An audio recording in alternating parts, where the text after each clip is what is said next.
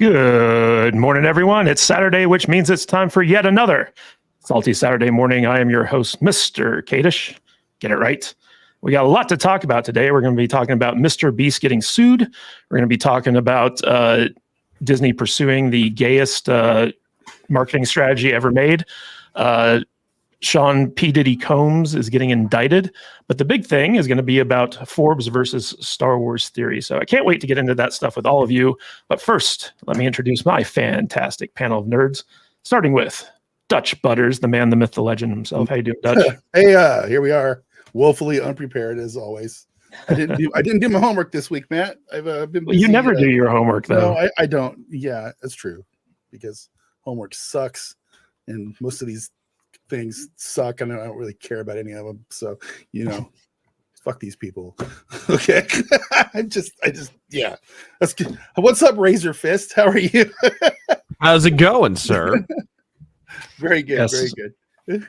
Yes, as Mr. Butters so dutifully pointed out, we have our special guest on the show today, Mr. Fist himself. How you doing, Mr. Fist? Yeah, Godspeed. Thanks for having me back. Yeah, so we always love it when you come on. Last time you came on at the very end of our live stream because your internet wasn't working and we had to stay an extra hour. But it's always worth it when you're on the show, so we appreciate it. But you just released pay you off. So you just released your first graphic novel, Ghost of the Badlands. You want to tell us a little bit about that? not actually my first, but yes, it is my first to have like a full Indiegogo campaign and all that. Years ago, I used to publish comics under pseudonyms and whatnot. I even got published in a few anthology magazines. But the difference between those and this is I wasn't just writing, I was the artist too. So this is the first time I'm just the writer, and I'm collaborating with George Alexopoulos. And it's a bitchin' old Gothic style Western, and kind of a return to the roots of two genres at the same time. The classic elemental Western of the Eastwood kind of pulpy stuff of the 30s and 40s, and more like mysterious vigilante characters of the 20s, 30s, 40s. Because I don't know if you guys feel this way, but I feel like all the major American superheroes and Marvel and DC have come down with a righteous and weaponized case of TMI. Like, I know entirely too much. I could have gone my entire life without knowing that Batman goes down on Catwoman. Like, I would have lived to a ripe retiring age absent that knowledge. But DC felt it was important for me to know. So I miss the days of characters where they were kind of a slow mystery that you were unraveling, and every time you uncovered a mystery, they introduced two more. That doesn't happen anymore. Used to happen back in the day because that's how you kept readers. Mm-hmm. But that's kind of what we're doing with this. Is that hence the title Ghost of the Badlands. He's the titular character, and yet he's the person you know the least about. Well, I remember when you launched the Indiegogo, and we got to see some of that artwork, and it was really, really cool. And everyone, stay tuned. I'm going to tell you in a little bit how you're going to be able to win a free copy of Ghost of the Badlands in just a little bit. We'll get to that. But first, the man that everybody needs on their live stream, Culture Casino. Thank you for being here today, Culture. I know you just finished your live stream, sent your audience over here, so we appreciate that. You betcha. How early do you get up, you psychopath? What is me? 4:30. Oh my god. Yeah. I'm up early, but it's fine. I had a good time, and so did my audience. And now we're here checking out the amazing Salty Nerd podcast. I'm privileged to be asked to join once again, and it's great to hang out with Razorfist again, who I've only normally seen on Midnight's Edge, or hung out with, I should say. But I can't wait to hear. We also talk about pulp characters a lot. Yeah, all the time. Yeah, do that multiple times a week. But I have to say that I'm very excited to see the upcoming project in its fruition. So let's do it. All right. So for those of you, since we mentioned Midnight's Edge, you might be wondering, Tom Connors Jr. is too busy eating cereal. Hopefully he'll be able to pop in at some point during the live stream. But also our two regular panelists, Brian from the Popcast and Odin, are not going to be here today, unfortunately. Brian was whisked away to the Cast Castle to do a Pop Culture Crisis with our good friend Brett and Mary. So he is en route back to California right now, so he can't join us. And Odin's daughter is having a birthday party today, where I'm told it's going to be a pineapple on pizza birthday party. That is confirmed. Okay. So, Odin, you're going to have the birthday live in the lowest chambers of hell. Gotcha. yes, exactly. So Odin's very excited about that. So, but unfortunately, he's not going to be here today. So, Mr. Fist, Mr. Butters, and hopefully Mr. Connors join us later on. But before we get into all that, I did send a text out to Alex to see if he wanted to show up. So he might. Yeah. Who knows? Who knows? But I want to give a big shout out to our leaderboard here. So, of course, we have Brian G, who's still at the top of the leaderboard for a $500 super chat. He is also our top contributor for this year. So, big shout out to Brian G. And not to be ignored, Scotty Dubb coming up in second place with a $400 super chat. And he has donated very consistently throughout the year. So, thank you for that, Scotty Dubbs. And of course, William Forbes taking up the third spot at a $120 super chat. Also, want to give a big shout out to Mark of Reality, who is now listed in our Salty Superstars portion in the description for dropping a hundo on us last live stream. So that was very generous of him. Of course, we have Mexican Iron Man as our most consistent contributor. He usually comes in every live stream and drops a super chat, so we appreciate that. But our big superstars are our regular gifters. So we have Jillian N, the queen of gifted subs, Bob Dorsey, Sam Schwager, Major Chai Chai, and Eric Winberg. You guys are always in the chat gifting subs to people, so we want to give a big shout out to you guys for that. Our goal for this live stream is 10 new members. So if we can hit 10 new gifted members during the live stream, that would be really, really good.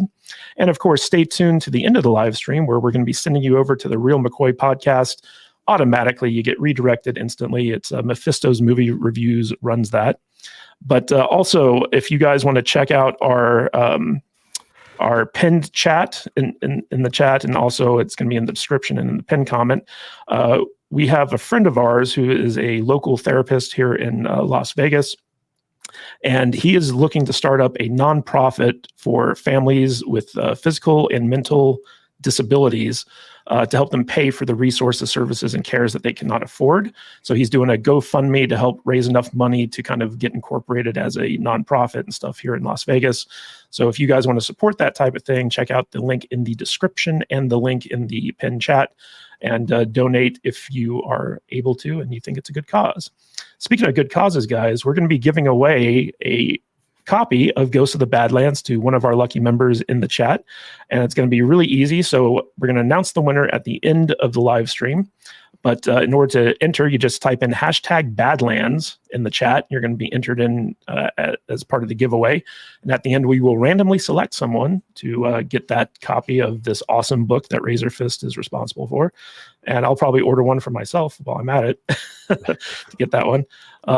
Yeah, so if you guys are interested in that, please feel free to drop that hashtag in the chat, and we'll do like a big giveaway at the end of the show.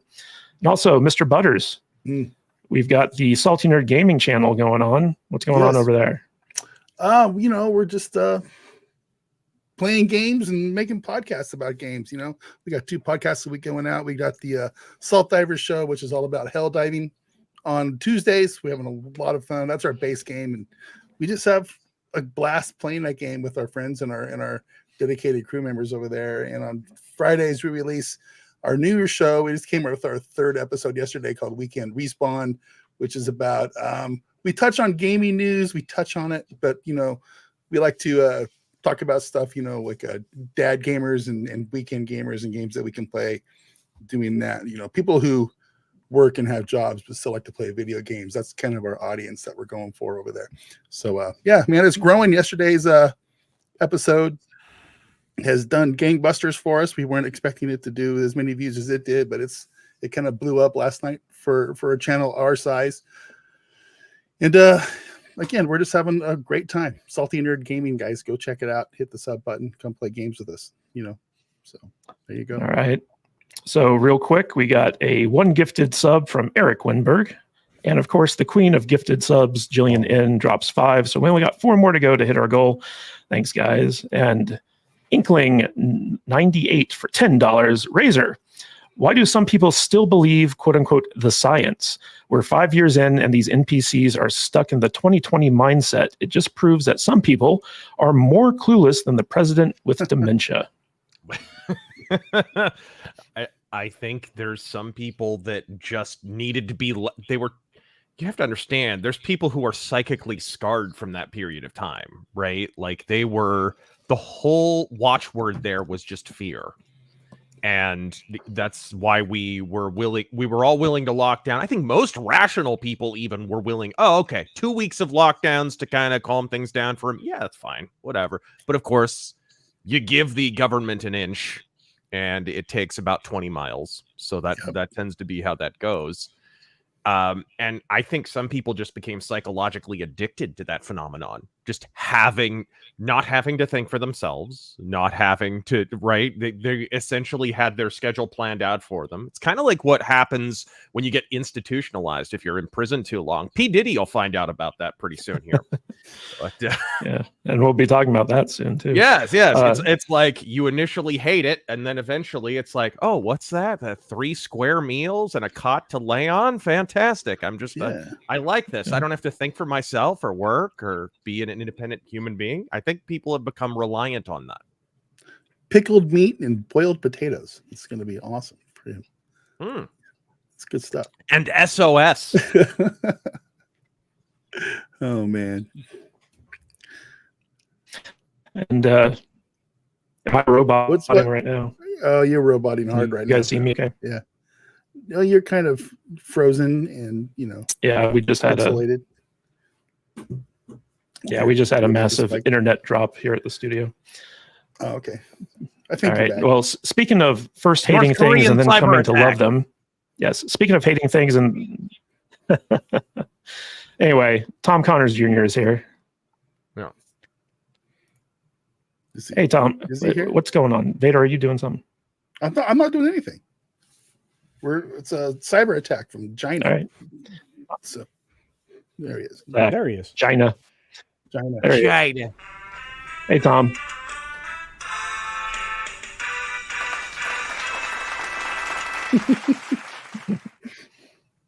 What's up? Welcome. Buddy? All right, guys. Mexican Iron Man for $10. My weekly contribution to support the patriarchy, and so I am a loyal, good, submissive brownie. Matt, I could not do your lawn this week because you didn't leave me any beer in the cooler. I apologize for that, Mr. Iron Man. And for $20, we got GJJ. Hail all cool. My Ghost of the Badlands showed up this morning.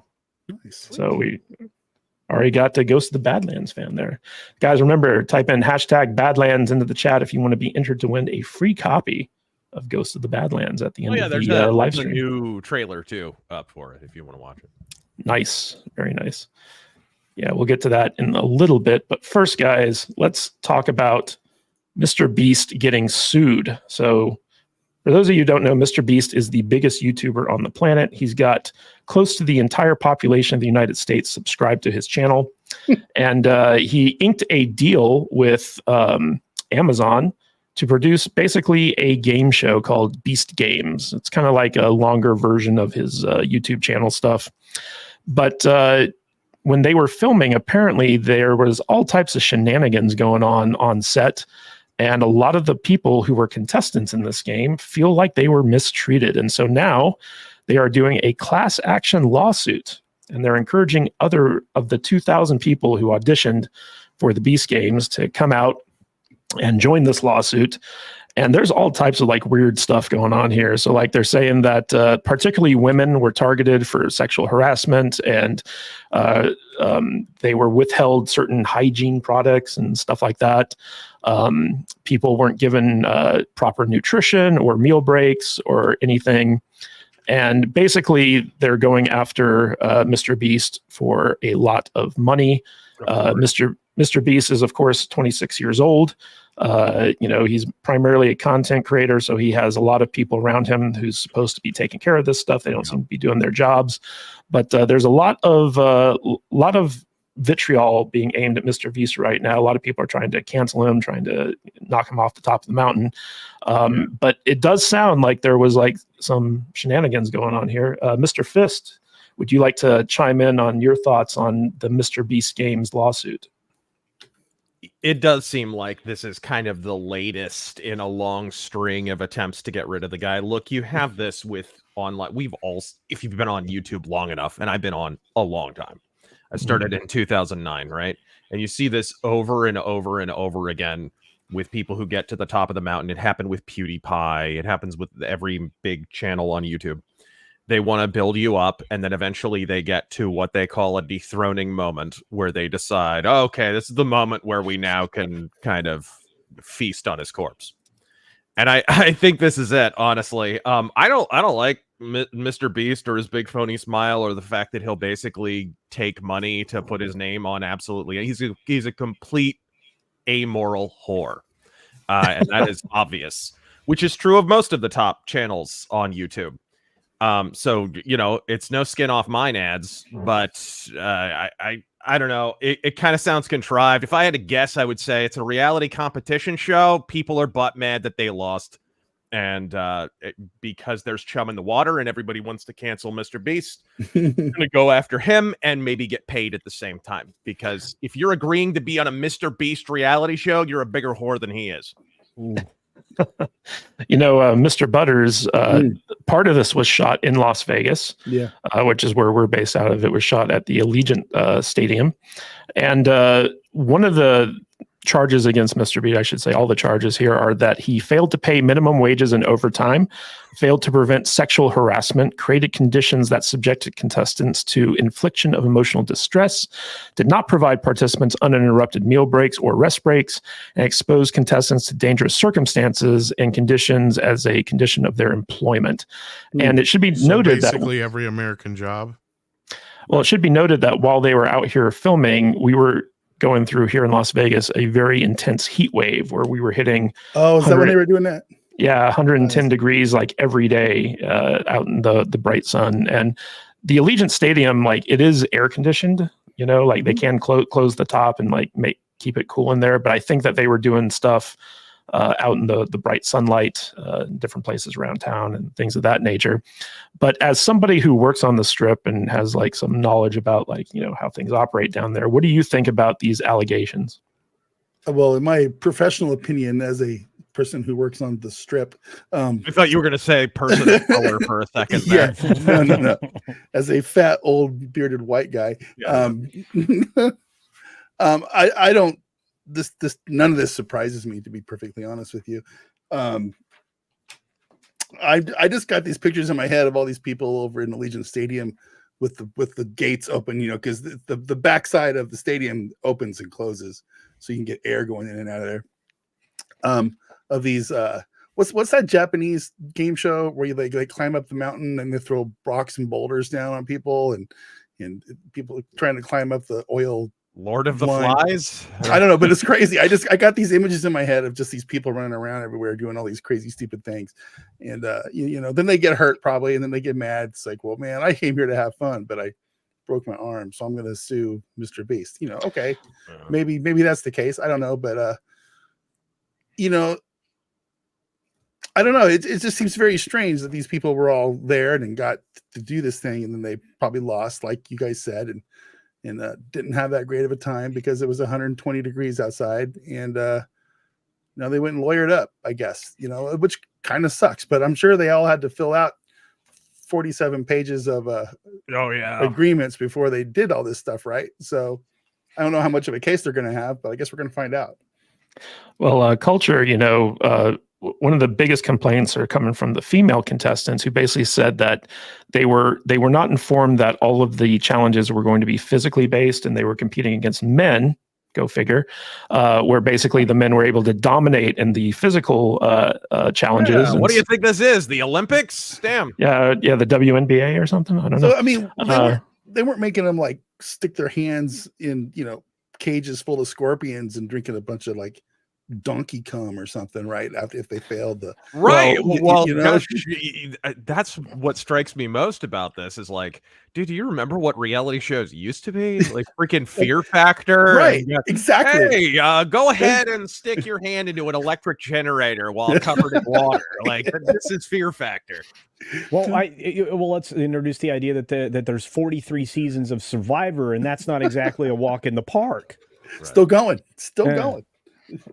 It is still going, but culture. So basically, these women are claiming that they were participating in an unfair contest, And also, there are major accusations of sexual harassment, where basically the attorneys that are filing this suit are pointing to a internal document at Mr. Beast production company called "How to Succeed in Mr. Beast Production," which is an employee handbook where it specifically states if talent wants to draw a dick on the whiteboard in a video or do something stupid, let them. Really do everything you can to empower the boys when filming and help them make content, help them be idiots. And so basically, these women are claiming that there is a culture of misogyny amongst Mr. Beast Productions, and they felt unsafe and unfairly targeted. What's your take on this? Well, first of all, I think it was mostly a male crew that he had, if not an entirely male crew, until recently when somebody decided to opt out of that. Opt out of, so they were all boys. So reasonable, conversational usage of the word boys, as far as that document goes. But regardless, when in unless they're on Discord, and then sure. Yeah. Vocal AIs, Tom uses them all the time. Yeah. But first and foremost, what is a woman? See, we have a problem here. We decided to rearrange a bunch of words and change their definitions. And I think they are going to have a hard time with that. Not to mention the fact that everybody is subjected to the same challenges. So how could that be sexist? You're not being treated specially. You're being treated to the thing everybody's expected to do. There's no difference between men and women. Don't pretend that you even know what a woman is. So if he wanted a challenge that was impossible for women, he just asked them to take responsibility, I think.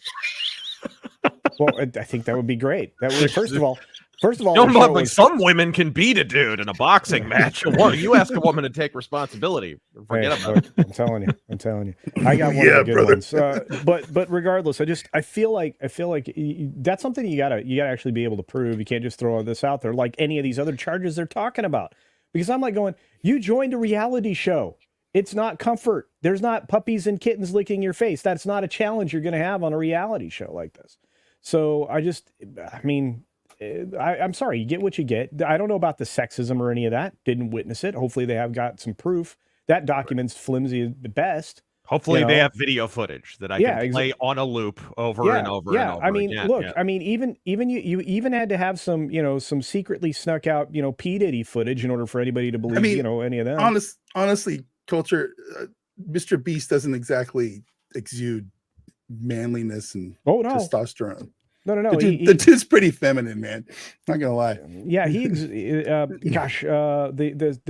new fellow that just took the internet by storm, the scholar fella that got fired because he had opinions. He was a teacher. Anyway, he did a great video about Mr. Beast, kind of exposing just the kind of culture and the kind of group that he hangs out with because he's familiar with them. So he did a really interesting video on that. Is YouTube just where like failed high school teachers like congregate now? Is that he wasn't, the thing now? In no way. He was actually pushed off the platform because he went viral. I think he's been on a few people's channels, including Midnight's Edge. I think Razor's talking about OnlyFans. No. Those are different teachers. No, he's highly intellectual and incredibly based. Tom, don't do that. Please. You are not at a Charlie Kirk event. You cannot whip your boob out. You cannot do that. Don't tell Tom what to do, Culture. Okay. All right. I'm just saying. So anyway, I in no way did I answer the question, but that's not unlike any other time I'm on the show. So yeah. Well, I just thought Razorfist's comment, it reminded me of that Jack Nicholson movie where he's a writer and one of his fans asked him, how do you write women so well? And he says, I think I'm a man and I take away reason and accountability. That's one of the greatest lines ever. It really sticks with you. But I want to throw this to Tom Connors. So, Mr. Connors, this is basically, I think that there's something to be said about the fact that Amazon is bankrolling this endeavor to the tune of $100 million. And people are looking to basically get a cut of that sweet Amazon money. How do you think the people over at Amazon are looking at all these lawsuits? Because Mr. Beast, I think smartly has been, very quiet about this stuff. He's just not acknowledging it. He's just kind of like moving on and staying focused. But it's got to be making some people at Amazon worried, don't you think? What's a Mr. Beast? Right. No, I mean you'll know it's hitting him in his pocketbook if he actually does weigh in on it. Right. Well, also, Mr. Beast is famously, he doesn't care about money because he just reinvests everything.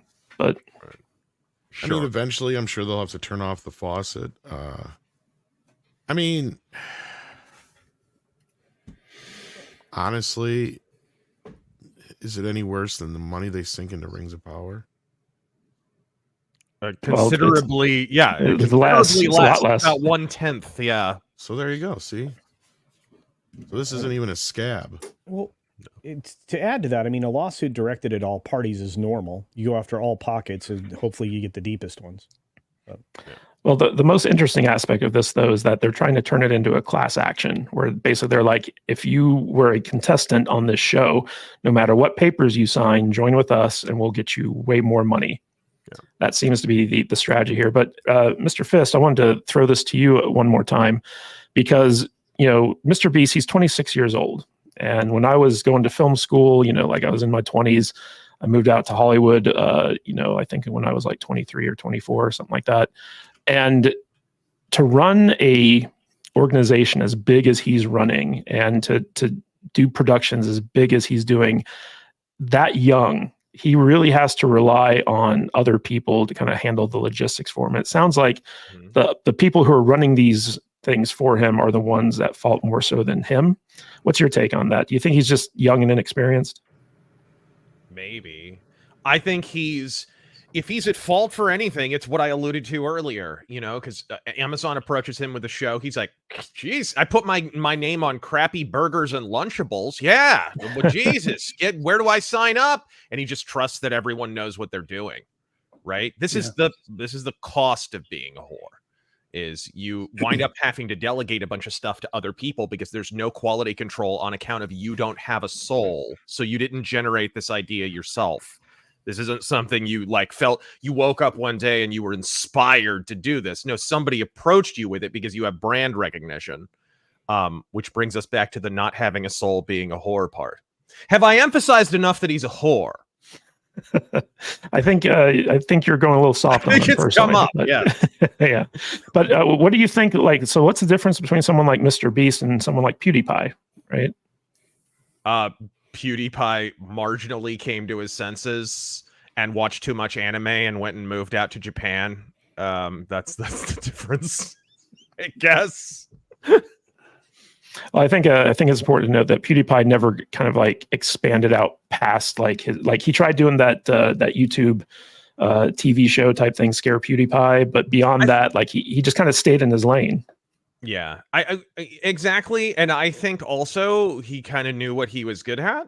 And also I know people who were in his orbit who were part of the regular streaming crew that worked with him and whatnot. And he was pretty much exactly the same after he had a gajillion subs as he was before. He was just enjoying playing the games and entertaining his audience and whatever.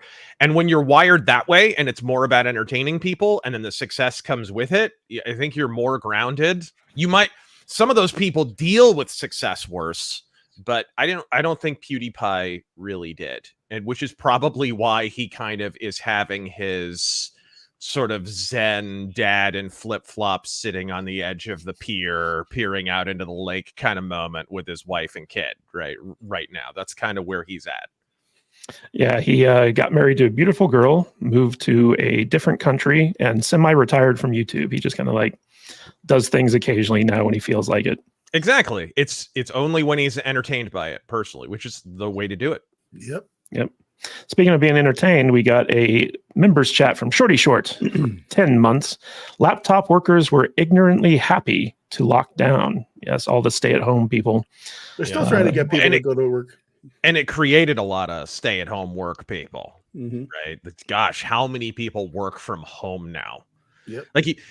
Guys, we're supposed to be the sociopathic exception, right? We're not supposed to be the rule. But of course, this is another kind of side effect of the COVID lockdowns is everyone is now just a nut job who's in their house all the time. And that didn't really change for a lot of people. Yeah. Why do you think the go outside and touch grass meme sprang up right around the same time as the COVID lockdowns, right? It's like a product of that. Indeed. And we got Old Man Rising for $5. Just in to support Salty Nerd Gaming with Dutch. Hashtag theory is right. Down with the mainstream. Stay salty, my friends. So Dutch, is this one of your gamers? It's one of our boys. Yep. One of our boys. All right. And also want to just remind everyone that if you guys want to be entered into the giveaway for a Ghost of the Badlands graphic novel, just type in hashtag Badlands in the chat. At the end of the stream, we're going to be selecting a winner at random, and that's how you enter into the giveaway. So all good stuff here. Now, guys, we talked about Mr. Beast. Let's talk about another top of the franchise IP, which is namely the Rings of Power, aka the Rings of Failure. So I don't know if that fat dwarf chick is any indication. I think it's Rings of Onion. There you go. All right, guys. So we got that Park Place article linked in the description. By the way, everything that we talked about today, the resources are linked in the description if you want to do your own research on this stuff. But that Park Place has this very interesting kind of breakdown of a recent appearance that the Rings of Power showrunners did, where they basically talk about the fans who are viewing or who are abandoning their show en masse. Why does the guy on the right look like freaking H.P. Lovecraft screwed Jim Neighbors? That's exactly what he looks like. Surprise, surprise, surprise! Like literally. Yeah. But basically, they were kind of saying that the people who are abandoning the show are toxic, and we don't want them watching, and good for them to like move on instead of like sticking around and criticizing us for stuff that we're writing and ruining Tolkien's, little classic.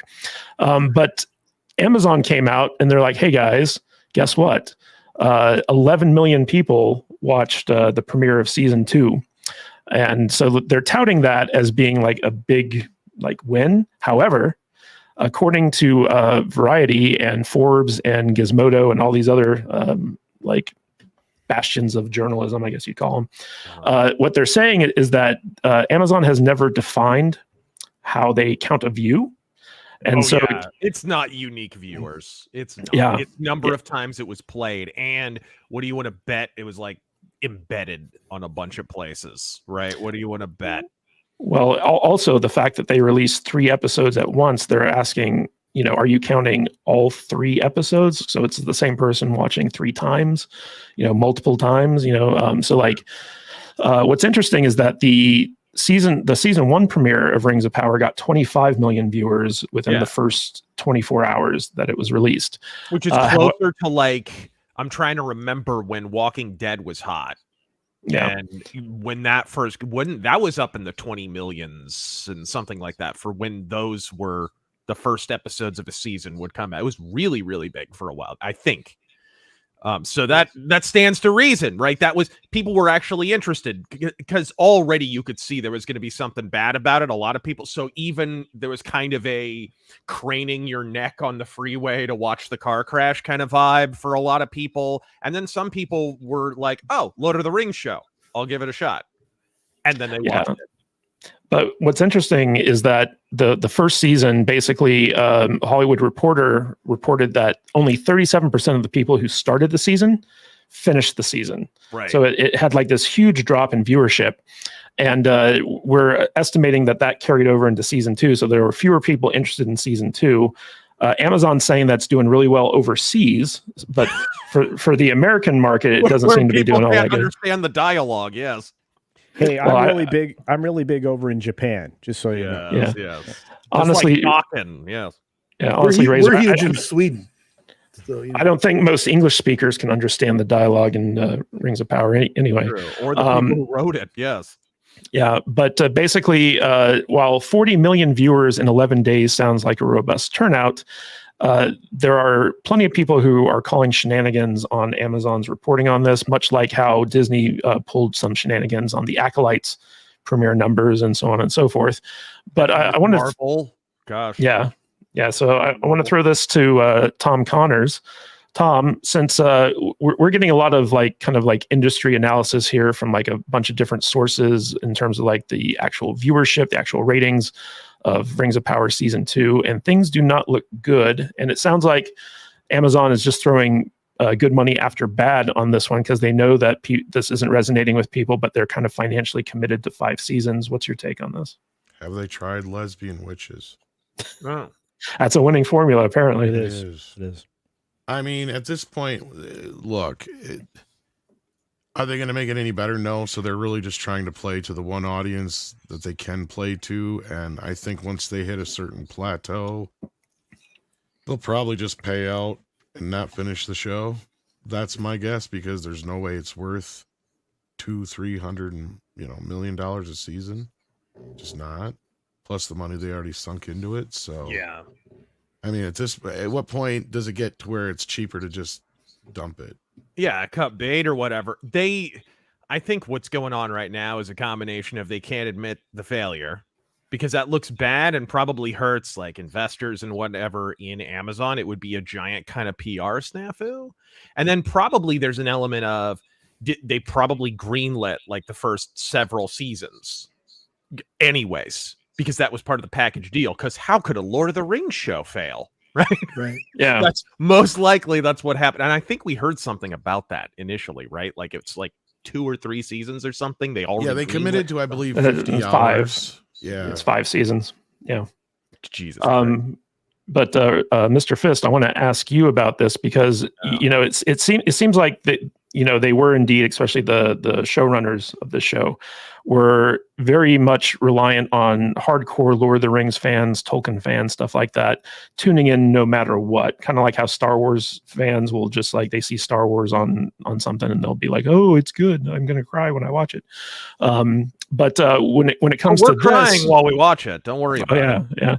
When it comes to this, the most criticism that the show has been receiving has been from hardcore Tolkien fans because it just craps all over the canon. So I feel like them like they don't know who they're making this show for. What's your take on it? I don't think at the end of the day, this was a show that was created at a time when a lot of ESG cash was being thrown around. And I think that played a part in it. So it was automatically going to have the consultants and you remember one of the earliest stories that leaked out about Lord of the Rings of Power was that they were going to have an intimacy coordinator. Remember that? They didn't wind up having sex scenes in the show, but they wanted to. They wanted this to be Game of Thrones, right? And I'm convinced that was the original plan. I think part of the reason Rings of Power is so bad is because of all the adjustments. And we heard some of that actually just ahead of release, that they kind of had one plan and they had to veer off in this direction and whatever, right? There was developmental stuff going on behind the scenes. I think that's part of why it was so expensive. I don't think it's because they wanted this big, lavish production. Because have you seen the armor on the elves, for Christ's sake? It looks like a high school production, right? So I don't think you certainly can't see the money on the screen. I think most of it is just production drama. They might have had entire sequences planned and had to scrap them and had to film something else. That quickly stacks up on a show of this sterling quality. So I think that's kind of what happened here is they sort of had one idea and then they went in the other direction. And of course, it being Amazon, this was also, it must be said, this is around the time that a new regime came into Amazon TV. And probably emblematic of this is 2 stories, both of which I'm close to. They were supposed to greenlight an Elric of Melda Benet show. And they said, no, it's too similar to The Witcher. So they killed that. That was originally, they were ready. The irony. Yes. And then the other one was Conan. They were working on Conan. And new lady came in just around the time that Rings of Power was being worked on and put the kibosh on that. I'm sure Tom could talk about that plenty because of his broadcasting partner being the biggest Conan fanboy on planet Earth. But we all know the drama around that. They were supposed to do a Conan, and it was basically like, oh, this is entirely too masculine. We can't greenlight this. We can't do this. And so that wound up getting shit canned. Yeah, I think that was a Jennifer Salke call, and she's been very much criticized about being a quote unquote star fucker. where basically like she throws around Amazon's money in order to get access to parties and celebrities and people in Hollywood because she likes the cocktail scene. Diddy's freak out parties. Yeah. Exactly. Yeah. Culture, one of the interesting things about the deal that Amazon has with Rings of Power is that they don't actually have the rights to anything from the Tolkien estate. Like we all thought like, oh, they have the rights to the Silmarillion, or I probably mispronouncing Silmarillion. that. Silmarillion, thank you. Silmarillion. Yeah. Silmarillion. Yeah, I am the destroyer of words. But it turns out that they only have access to parts of that, and basically, like for instance, like they can't use hobbits in the show, so they changed it to the Harfoots and stuff like that. So they're kind of working with like one hand tied behind their back because they don't have access to all of Tolkien's lore. But the whole point here was that like, oh, we're going to hire people who are fans of Lord of the Rings, and their love of the material will carry us through like all the stuff that we can't use. But it seems like they just keep changing things left and right, and pissing off actual fans. So what's your take on this culture? Well, I think the fact that they are limited in the destruction that they can levy, I'm happy about. Letters and appendices are one thing. I do believe that Embracer made a deal with them recently for their portion of the rights, so that they can start to maybe manipulate some of the stuff that they didn't have access to before. But I may be misremembering that from a Midnight's Edge video. Regardless, I don't know why anybody would want to work on this, and I'm not sure they got anybody that actually knew anything about Tolkien to work on this. I mean, if they went looking for fans, what were they fans of? Like something that was like made in Tumblr or something? I mean, what like a Tumblr version of these fans? I don't know. All I know is this: five seasons of this was an enormous mistake, and I actually enjoy every moment that they spend wasting all the money they possibly can on this show that everybody's not going to watch in a year. Oh yeah, they're creating an entire secondary economy on YouTube of just people who are covering this this raging dog shit fire in real time, episode by episode, and just printing ad revenue money on you. It must be a nice gig. I can't bring myself to do it, but it must be a nice gig. Some people do it extraordinarily well. We know some of them, and they do great jobs. They also look. The fact that this show exists in the first place is fascinating. But the thing that bothers me the most, and I think I always try to bring this to the table, is the fact that every time they try to do something with a property that's well established, that has, very masculine, oriented lore, great stories about family, true heroes' journeys, and all of that, they, instead of going past it to make terrible sequel things, because they watched what Star Wars did and went, wow, we don't want to do that. They go ahead with a prequel.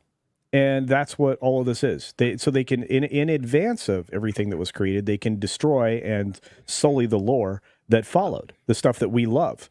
So they pre-destroy the things that we love, and it's a real issue. I think a lot of people have noticed it. Well, they do, because they get there before, and they want everybody to know. Well, this is not how we got here. We got here because of this story we told, and it's just this hodgepodge of stuff that we have to say because we don't own everything, as Matt just pointed out. So, what I make of it is it's lovely to see them fail.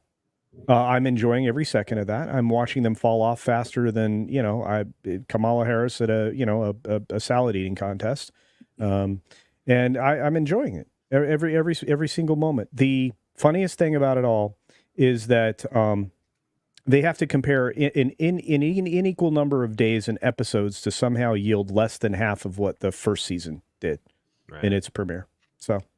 Fascinating to me. Well, incidentally, I'd like to announce the Amazon reboot of the Rageaholic. I'll be playing the aging mentor to a black lesbian Razorfist. Is she a witch? Yes. Okay, good. Yeah. Yes, indeed. There's witches and shit. Mr. Butters, as Mr. Razorfist so eloquently pointed out, there is a cottage industry on taking on these shows, and. We here on the Salty Saturday show went episode by episode on season 1 as it aired, and by the end we were ready to basically self-harm to completion on that. Wow! And when this came up, I was like, guys, we got to watch this, and everyone on our fantastic panel of nerds said, "Fuck you, Mr. Kadish, we're not doing this." But I got you guys to watch the first episode of season 2, and I'm glad that we kind of stopped at that, because I tried watching episode 2 and I was just like, I can't. This is the most boring, stupid stuff I've ever watched in my life.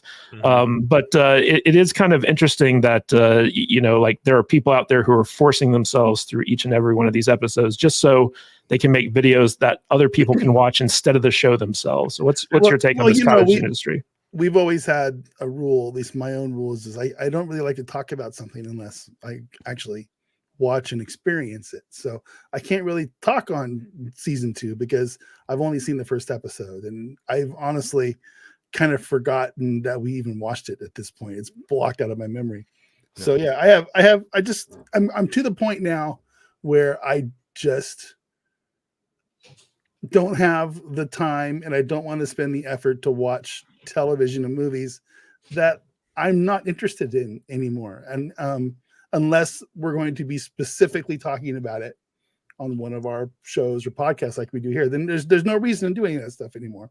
That Agatha show, basically, anything on Disney, I don't want to watch anymore. I don't care. I'd rather go fire up the computer and go play some games or something. And that's kind of where I'm at in my head now. There is good stuff to watch out there though, that I have been, excuse me, checking out. There's a show on Netflix right now that's called Twilight of the Gods. That's made by everybody's favorite guy, Zack Snyder. And I know you guys are probably going to roast me right now, but man, let me tell you something. This show is a hard R Norse mythology tale, and it's got all the gods in it: Loki, Thor. It's really good, and I really think you guys should check it out because it's super fun. I mean, it's wild. I'm going to hold out for the Hard X and watch the new Vince McMahon documentary. Yeah, I kind of want to watch that too. I'm not lying. So. There's stuff out there to watch. Speaking of failing streaming platforms, how about Netflix giving WWE with their 1.4 ratings every week $5 million for 10 years for Raw? Yeah, good stuff. Well worth it. That's crazy. One thing Netflix is doing well is adult animation, though. Like Blue-Eyed Samurai is probably one of the best shows I've watched in a long time. Great. I don't know. I saw the Blame anime and I was not impressed. Well, one of the I'm wondering when Zack Snyder's Rebel Moon anime is going to be coming out on Netflix, because I know he had that plan too.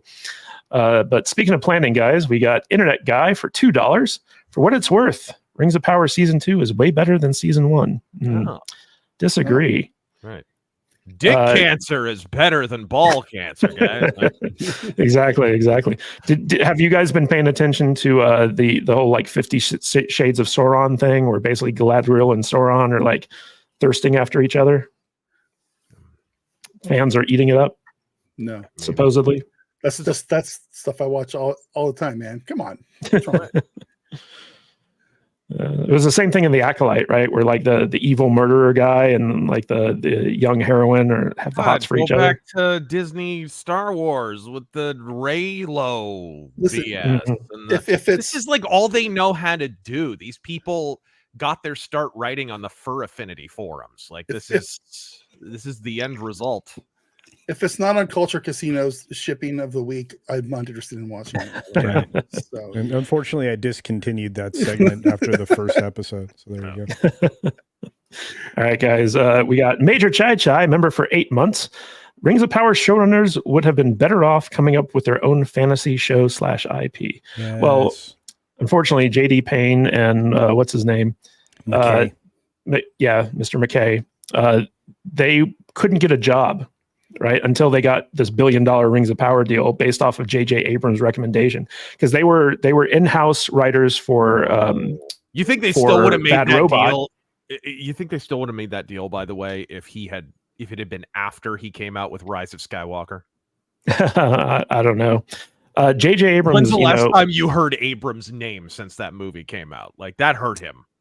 That's true, but I think it mostly because like he's been lazy. He had that first look deal with Warner Brothers that he basically didn't do anything with, and Warner's was like, "Hey, why are we paying you all this money to do nothing?"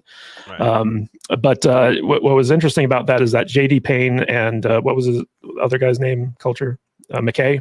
Adam yeah. McKay. The Power and Associates. Yes, exactly.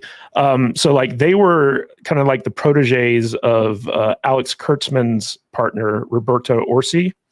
And they wrote a third Star Trek. This was their big claim to fame. They wrote the script for Star Trek 3 that eventually was so bad that Paramount refused to go into production with it. And it caused the separation of Kurtzman and Ortiz, their partnership together, because like there was all this behind the scenes drama. But these guys went from that to handling the most expensive TV show with the most beloved IP ever made. So As you do. failing upwards in Hollywood is a real thing. Oh, yes, it is. Ask Miss Kennedy. Yes, and asked Miss Harris as well. So, Mike Healy, member for 2 months, watched Tulsa King season 2 instead. I am looking forward to Tulsa King season 2. Really enjoyed the first season of that one. And Dash Attack VTuber English for $10. Be Star Wars Theory. Be one of the nicest and most genuine people on YouTube. Lie and attack his character with a dishonest smear campaign out of pure jealous spite. Yes, We're gonna indeed. get to that in a minute.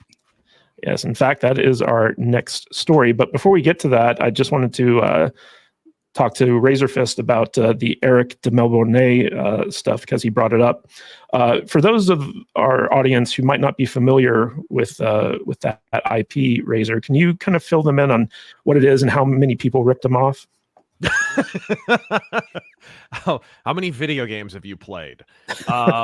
Yeah. So Elric and Melbourne is a series that came out kind of in the waning days of Pulp Fiction.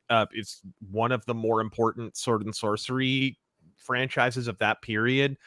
It came around the same time like Conan was rediscovered, and they started releasing those yellow paperbacks. So it's one of those characters who really blew up in the yellow paperback era, and kind of responsible for the creation of dark fantasy as a genre, right? It sort of was an inversion of the Conan myth. Instead of being super physically strong, he was super physically weak. Instead of being super independent, he had to take drugs in order to sustain his life. And then he had this crazy mythic sword, which is kind of taken from the myth of Kullervo. And the sword would sap human souls. Stop me if you've heard this one before. And so there became this whole kind of cottage industry of white-haired, pale dudes with soul-sapping swords covered in runes. And now it's a whole like subgenre, right? The guy from, well, gosh, Warhammer ripped it off they basically turned it into a camera negative and named him Malice Darkblade. And then you have like Warcraft, the freaking Lich King, and on and on and on. And of course, the most prominent case of plagiarism of that would be The Witcher, and on and on and on. So they were supposed to make a series out of that. I actually talked a little bit with the guy who was pitching it, and the guy had a past in Hollywood. He had made shows, and this guy had done serious programmed dramas on television. It would have probably been decent. He liked Elric. And it was just the latest abortive attempt to get an Elric thing going. There was supposed to be an animated movie in the 80s or something that Wendy Peeney of ElfQuest was supposed to do. That wound up getting canceled. So this was just the latest attempt. They ran it up the flagpole. Amazon was ready to do it.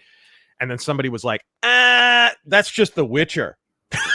So, which is hilarious, because when I put my video out about, I did a whole hour-long video or something about the similarities between The Witcher and Elric, and basically the history of plagiarism, because Andrzej Sapkowski, who made The Witcher, was responsible for translating Elric books into Polish back when the Cold War was still around.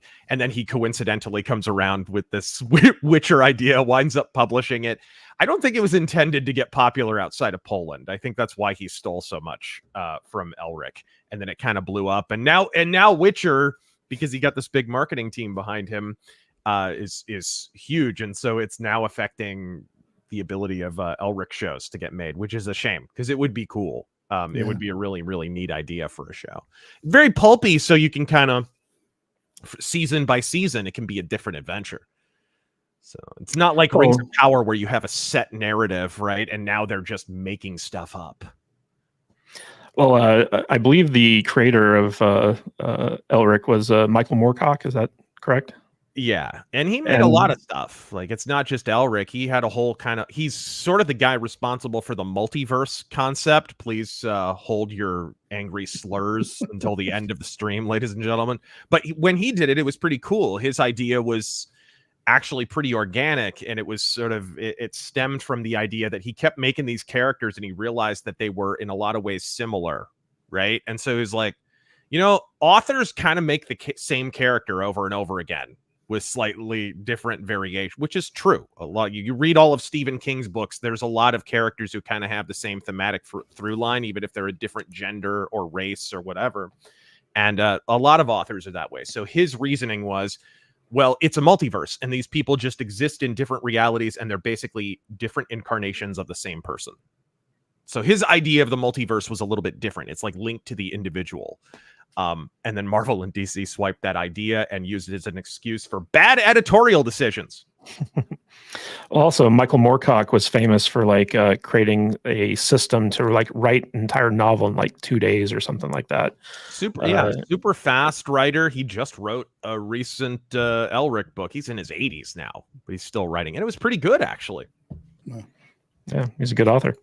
All right, guys, you know who isn't a good author is a gentleman over at Forbes by the name of Paul Tassi. And we're going to be talking about the Forbes publication, in particular, this journalist who's one of their entertainment reporters, Paul Tassi, versus Star Wars Theory. Paul Titty Tassels. Paul Titty Tassels, yes. And this has been something that's kind of been blown up over the course of this last week, where everyone's favorite Star Wars YouTuber, Star Wars Theory, has been unfairly targeted by a group of cancel culture thugs. And now a actual journalist is kind of like hopping on board and trying to basically get his Star Wars Theory channel taken down. If you go to Star Wars Theory X account, he has a bunch of posts that kind of illustrate this stuff. But what essentially happened was that Star Wars Theory did a video kind of breaking down a very bad, you can kind of see it right here, bad take by Paul Tassi on why the Acolyte is better than people think, and everyone who's criticizing it is wrong. And then Paul Tassi basically said that because of this video, he's getting death threats from Theory's 3 million followers, and he's trying to file police reports and take these people down. And over on Reddit, everyone's favorite wretched hive of scum and villainy, there's this spinoff of the Saltier Than Crate subreddit called Saltier Than Crate, spelled with a K. And this is kind of I not even need to check to know there would be a rainbow filter on the avatar. Yeah. So this is kind of like the more woke version of the Star Wars community that was over on Reddit. Of course, every community has it, right? Yeah. We got the freaking Sig Marxism over there for Warhammer, and the gays for BattleTech or whatever it's called. And actually, we have the normal BattleTech subreddit for the SJW stuff now. So. But Saltier Than Crate has been creating a targeted brigade campaign, is what it's called, to try to not only take down Star Wars Theory's own subreddit, but also take down his YouTube channel, get him demonetized, basically get him canceled because of his basically criticism of Star Wars. And this is all coming off the heels of a coordinated effort from a number of very large Star Wars YouTube channels to try to get not only Gary from Nerdrotic, but also Geeks and Gamers and Ryan Kinnell demonetized for their criticisms of the Acolyte, basically saying that their criticisms of the fictional stuff equate to racism, sexism, hate, toxicity, all this other stuff. Right. And basically, Star Wars Theory, he claims that he's been bullied for going on 8 years now by all these other channels, but he's just ignored it and kind of stayed focused on, talking about Star Wars. But now that people are literally coming out and trying to basically destroy him, he feels the need to basically defend himself. And so he's punching back. And it's a very interesting kind of take. In fact, Mr. Butters, you're the one who told me that this was brewing. Can you give us a breakdown of how you saw it unfold and whose side you're on? I give you a breakdown of how I saw it on the internet like everybody else did, man. But what I'm getting here is that there's this organized group of idiots out there, and they're basically banding together to they tried to get YouTube, Google to take down, Ryan and Right. Theory and Gary and, Geeks and Gamers and all those guys, just for having an opinion, for putting their stuff out there, like every one of us do, and Tom does, and Razor does, and Culture does, and they're trying to take their livelihoods away. This is how people. This is beyond a hobby for most of these people at this point. I'm still at the hobby stage. We get enough to buy some beer to drink during our podcast. Basically, when we're doing our things. These guys are making money. They're supporting families. They got payments to make. They have bills to pay, and for these people to go out there because they don't agree with their takes and pull the racism card and all the ists and phobe cards to try to get these people's livelihoods taken away is below shit. It's just pure scumbaggery. And what else can you say? And then when you get somebody like Theory, who has been doing this for a long time now, biggest Star Wars channel out there. Since before you were born. Yeah, this dude, nobody is more passionate about Star Wars than Star Wars Theory. The dude lives, breathes, eats, shits this stuff. It's wild to watch. He's so knowledgeable that you're not going to take this guy down. And he got pushed and pushed and pushed, and I think he finally they crossed his line, and I think he's out there taking heads now, and it's kind of wild to see, and I'm happy he's finally doing it, because these people need to be knocked down a few pegs. You know what I'm saying? So good on him, and he's got the audience, the base out there to have some influence with these people. Now of course all of a sudden Disney and all these people, they're trying to flag his videos for copyright and all this kind of stuff, and he's had agreements with these people in the past, like on his Vader video. He had an agreement with Disney, I believe, that they would never be monetized. He doesn't run ads on it, he doesn't make money on it, but all of a sudden they're running ads now on his Vader fan fiction films and stuff, and it's not cool, man. There's a concerted effort out there to try to take him down, and I wasn't very happy about it when I saw it going on. So it's pretty crazy. Well, before we throw it to Tom Connors Jr., just want to remind everyone, if you want to be entered into the giveaway for the Ghost of the Badlands graphic novel, feel free to drop hashtag Badlands into the chat, because at the end of the live stream, we're going to do a random winner selection. And if you want to be entered into that, just drop in that hashtag to be entered into it. Tom, you've been the target of various cancellation campaigns, and Star Wars Theory, he was like the most milquetoast YouTuber out there. Like, he never said anything controversial. In fact, like, for a long time, people were accusing him of like shilling for Disney because he just wouldn't say anything negative about like what it was they were doing. And he's recently kind of shifted his philosophy to be like, I'm a fan of Lucas Star Wars, and he's specifically leaving out Disney because How else could you still be a fan of Star Wars? Yeah. Well, apparently Star Wars Explained has figured out a way, but it's all based around how much access and money that Disney shells out to them. But Tom, I wanted to ask you, so like, a lot of people are theorizing that Disney, much like when they took down Gina Carano and stuff like that, that there's a element in Lucasfilm who's kind of behind these movements to take down anyone who's criticizing them. Do you have any insight on that? I don't have any real insight, but I've posited that myself. It seems very orchestrated, seems very connected. Yeah. And you all the way often see back. some kind of like industry connection with a lot of these people, these cancel pigs. Yeah. Whether it's themselves getting some sort of access or goodies or what have you, or trying to stay in good graces to get screeners and other things like that. There's all sorts of things. I mean, we've all seen, what was it, Christian Harloff, who had the big freak out going, I'm the biggest Star Wars fan in the world, and they didn't send me free tickets. Well, don't completely tell us what you're all about there, buddy. Right. But anyway, I think at the end of the day, this feels very orchestrated, and it's kind of a last stitch effort. It's part of what I call the final which is where the other side will get so damn desperate near the end, they will try every little thing they can. And that's what this basically feels like, a desperation move.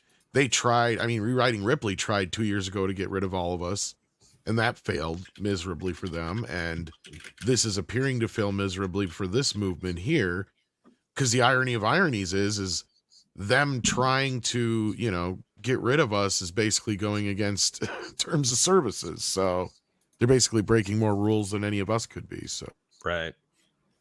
Yeah, well, Razorfist, you know, Rewriting Ripley, they were kind of the ones who instigated the initial thing against Geeks and Gamers and Jeremy about the Acolyte.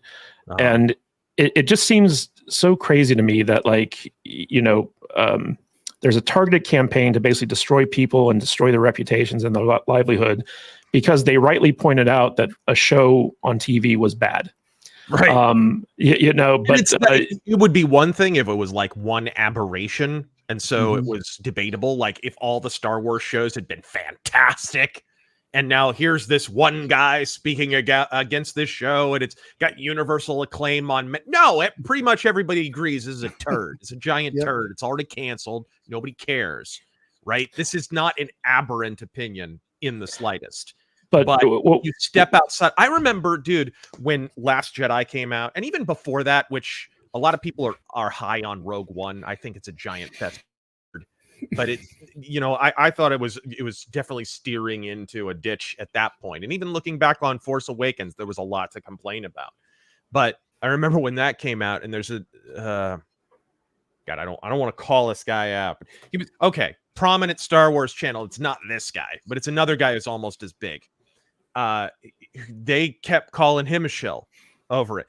Years later, the guy's still being called a shill. He just made a video like a month ago called shill. Right, I'm still being accused of being a shill.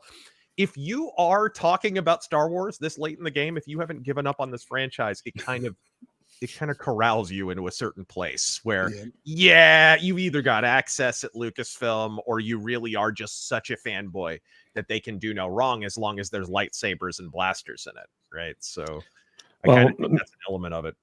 Mr. Razorfist, I wanted to ask you, like, if we just go back 4 years to about 2020, there was stuff like what Rewriting Ripley and all these cancel culture people were doing it, but it was actually working. Like YouTube would basically censor you, they take you down, they demonetize you. Happened famously to Steven Crowder with the whole Adpocalypse Part 2, that type of thing. And it seems like the far left people on the internet are still playing by the same playbook. Yeah. But it feels like something's changed where basically YouTube came out and said, we reviewed this. There's no violation of our policies. This Forbes journalist has gone to the police to file a police report that one follower of Star Wars Theory has sent him rude and possibly life-threatening text messages that were and talk about a misstep though, because what'll happen in these situations is you get these drama pigs who they're not affiliated with Star Wars Theory, I guarantee you, and they're not affiliated with Lucasfilm or whatever. They just want to stir the shit. So they'll make sock accounts and they'll provoke people on both sides and try and get them to fight so they can screenshot it all and exploit it for drama and put it on their YouTube channels. And this happens every time there's some kind of conflict on the internet. So I bet if you looked into that guy and you hired a PI, he probably isn't even a fan of Star Wars Theory. It's probably just someone who's looking to stir drama, or it's a sociopath, right? Because the internet has no shortage of those. Well, I think it's a misstep, honestly. What do you think's changed though? Because like this would have worked 4 years ago. What's happening right now? They would have demonetized Gary and Geeks and Gamers, and they would have taken down Star Wars Theory. But oddly enough, it's not working. Right. Yeah, it's not working because they haven't violated policies and they've been careful for years. This is not their first rodeo. It's not their 200th, right? Mm-hmm. Nerdrotic, they've been trying to cancel him for freaking years, right? Yep. He's guilty of entirely too much wrongthink. The first wave of these kind of cancellations and takedowns and stuff, people forget there were like copyright strike attempts. I had to do all kinds of crazy video manipulation on my original Last Jedi video, I remember, because Lucasfilm, Disney were going aggressively after everyone over copyright just because the response to Last Jedi was so negative. If I had to guess, I don't really cover Star Wars anymore because I don't care like most rational people. But if I had to guess, that's probably only intensified. This is just the fact that they're careful. They've been careful. They've been careful not to violate policies. So why would they be canceled for?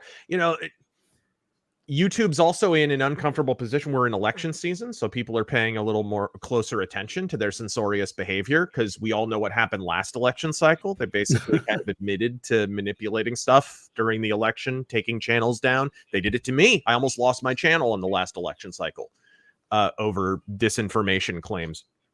So I think that's part of it too. They're minding their P's and Q's a little bit more.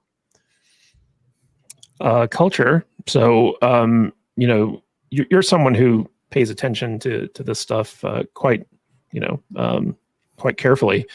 When it comes to Star Wars theory, like he comes off as such like a likable, nice guy, and to see him kind of punch back, he doesn't even punch back hard. It's almost like he just kind of like lightly taps him on the cheek or something like that. But people are acting like he's coming out swinging against people like Star Wars Explained and rewriting Ripley and all these other people who are kind of like pushing back against him. But this Paul Tassi guy seems to be the worst case of it, because he's got a bigger microphone than a lot of these other YouTube channels. So what's your take on this whole situation, and who do you think is going to come out on top with this? Well, I think Tassi's been working very hard to undermine his credibility for the course of the last few months. I mean, ever since he took over for Scotty Boy Mendelson, he's really kind of screwed the pooch when it comes to his credibility. So I would say that, Theory is very, soft-spoken, to be sure, and he certainly isn't going back hard at all, comparatively. I mean, Ryan Cannell is the example of how to go back a little bit on the other side of the extreme, but it's effective, and I'm never going to criticize Ryan. I love him to death, but I'll just say that it first of all, it works for Theory, because he understands his audience and the people that he appeals to. If anybody were to watch his material, it'd be hard for them to claim that he was doing anything that was abusive in any way. And look, he fights back with logic, information, facts, et cetera, et cetera.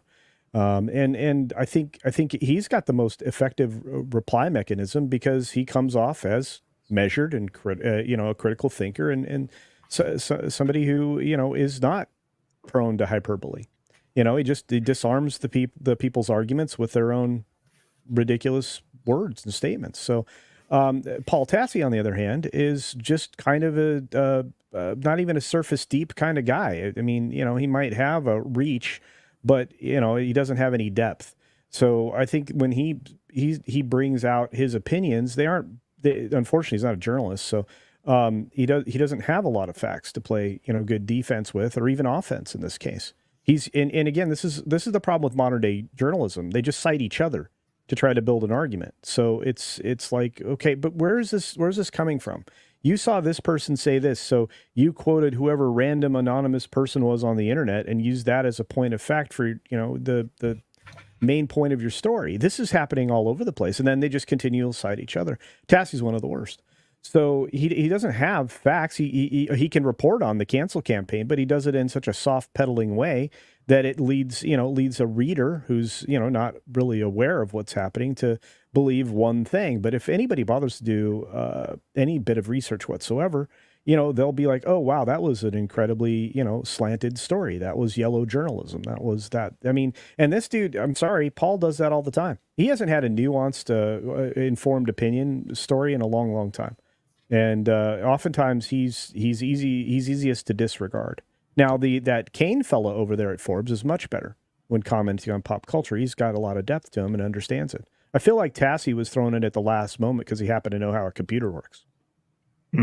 Well, one thing I do like about how Star Wars Theory replies to these people is he brings receipts. Like he'll show you screenshots of like his personal interactions with these people. Yeah. And he only does it after they come out and accuse him of stuff that's blatantly false that these things can disprove. There's an element too of, you saw that screenshot of, I think it was Tassi saying, oh, but that they're harassing my family on Instagram. First off, why are you letting your kids have Instagram? What is wrong with you?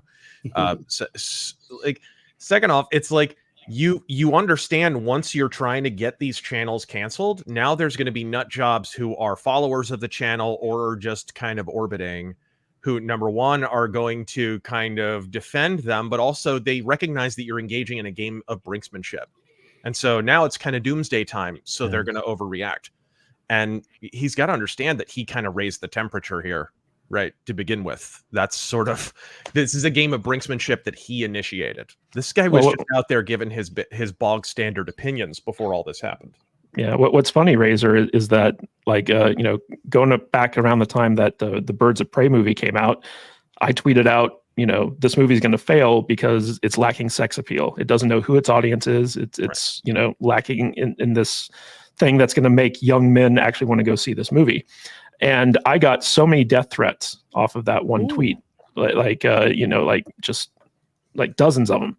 And probably bot accounts, honestly. From maybe, but like when Paul Tassi shows like this one lunatic who's like threatening his life, I'm like, it's like that gif from the Ballad of Buster Scruggs where they're up on the hangman's noose and it's just like first time, right? But I'm kind of curious. Oh God, I remember when I criticized before Justice League when it came out.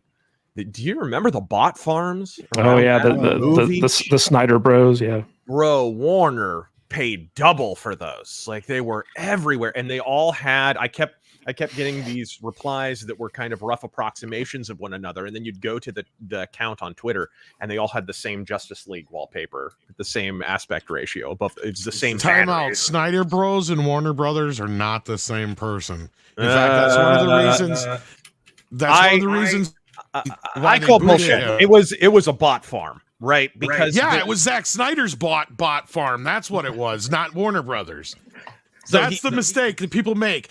That's why he got booted out of Warner Brothers, because they like, you lied to us and you fucking bought a bot farm and tried to make out like this Justice League was a big thing when nobody came to watch it and it lost more money than it did the first time around.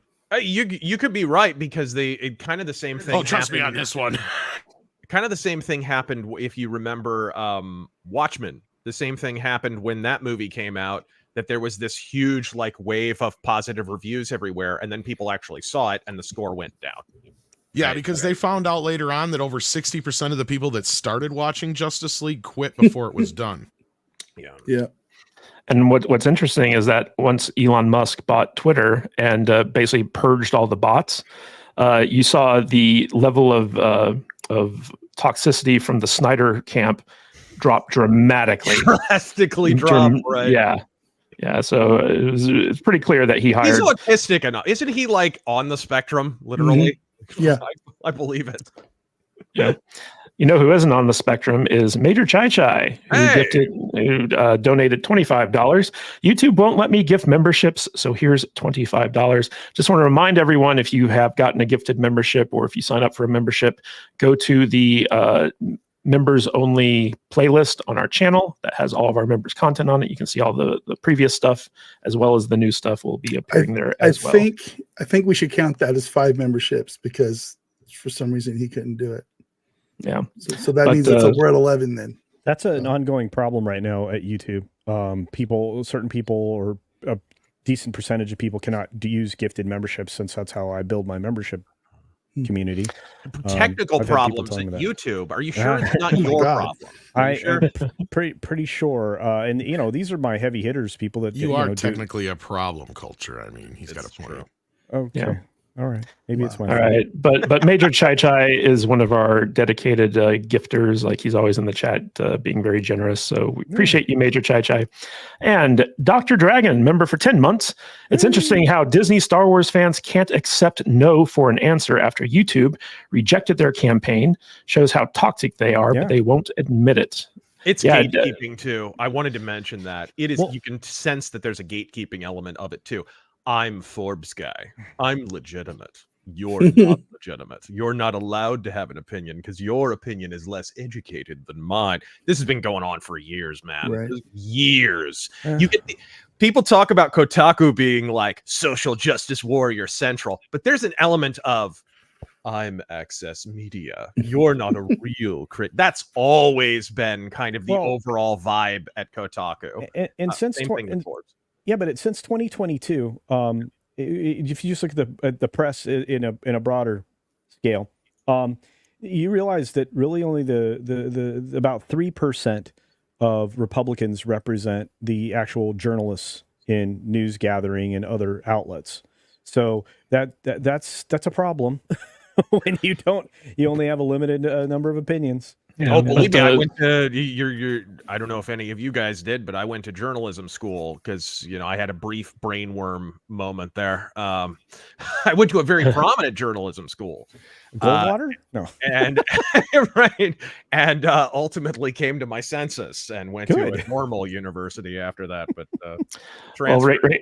Razor, I don't know if you're familiar with what Dr. Dragon is referring to here, but basically after YouTube came out and said that Geeks and Gamers and Nerdrotic didn't violate any of their policies, this group, which was trying to get them canceled, basically... I did see all this, yeah. Yeah, they came to YouTube and they basically said, oh, so you support racism and toxicity and misogyny. We're going to go to your advertisers. We're going to go to your advertisers and get them to stop advertising with you.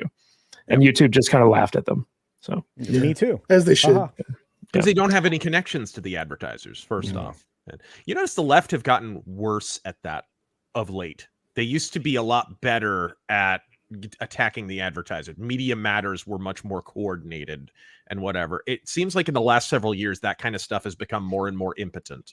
Well, didn't Elon's lawsuit basically destroy Media Matters and basically expose them for their fraud and coordination and stuff like that? Oh, yeah, absolutely. I was mentioned in a Media Matters thing once and forget. I was on Right Wing Watch too for a minute. It was great. Yeah. Sam Schwager for 5 gifted Salty Nerd podcast memberships. Thank you so much, Samuel. Really appreciate that. Awesome. Yeah. All right, guys. So let's talk a little bit about Puff Daddy because we have to. Because this story is bananas. Okay. Bananas. Yeah. So guys, Hollywood Reporter has a very excellent kind of breakdown of the timeline of Diddy being accused to him being indicted.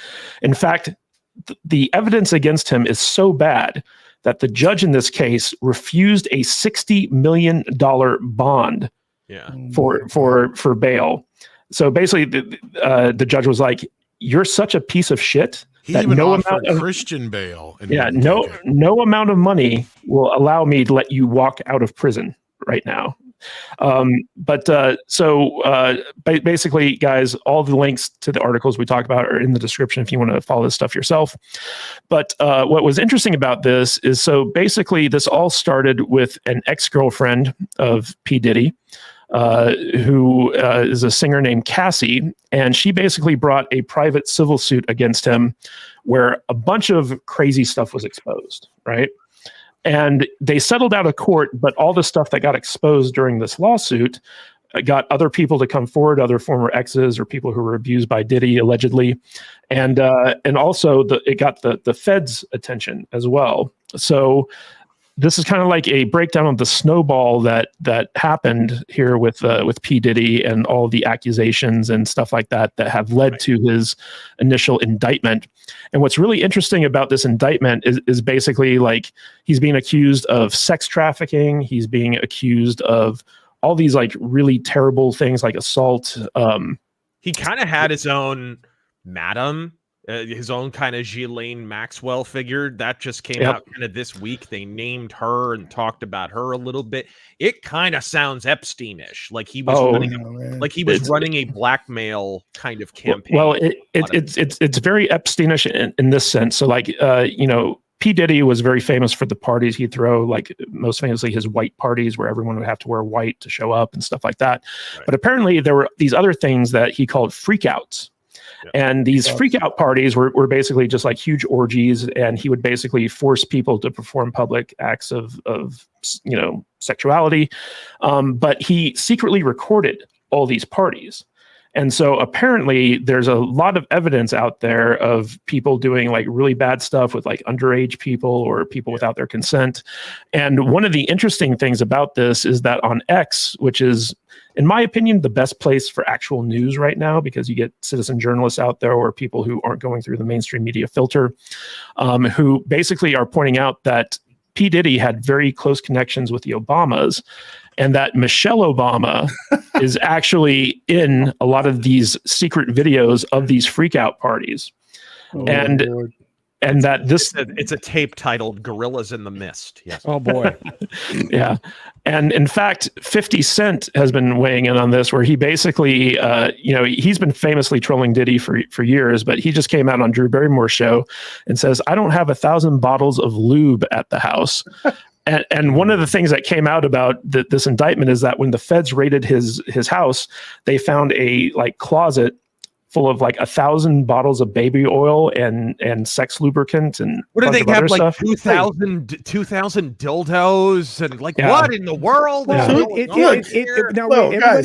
Everybody calm down. It's less than 1,000 dildos. Less than okay, all right. I do have a 1,000 dildo limit. Yeah. I mean, if you lay them end to end, it only crosses a football field. I have a 0 dildo limit. Right. Who doesn't have a closet full of baby oil though? I mean. Yeah, baby oil can be used for a lot of things. Yeah, right? I mean, baby oil is so 1970s, y'all. What the fuck? Yeah, but here's the thing, guys. So P Diddy was very heavily connected in Hollywood and with politicians and stuff like that. He was one of the first oh, I'm gonna stop being a rapper and I'm gonna turn into a mogul. He was one of those, along with Jay-Z, who there's already rumors. He was barely a rapper. So there's been rumors about Jay-Z for years. So if they're gonna talk about Diddley, they'll probably be talking about Jay-Z as well pretty soon here. Well, actually, 50 Cent came out recently and was like, yo, if you think Diddy's bad, you need to go look at Jay-Z. The guy wrote his most famous song about literally sex trafficking, for Christ's sake. Well, does anybody else remember Mace? The guy, Diddy early on, Mace, and he pieced out, and he's like, "Fuck this, I can't deal with this anymore," and went and found God. To me, I think that was my first red flag. Something was going on there. Yeah. Well, it's kind of interesting because basically, Mayor Adams asked Diddy to return the key to the city, New York City, and he's been getting reprimanded by all these people, but.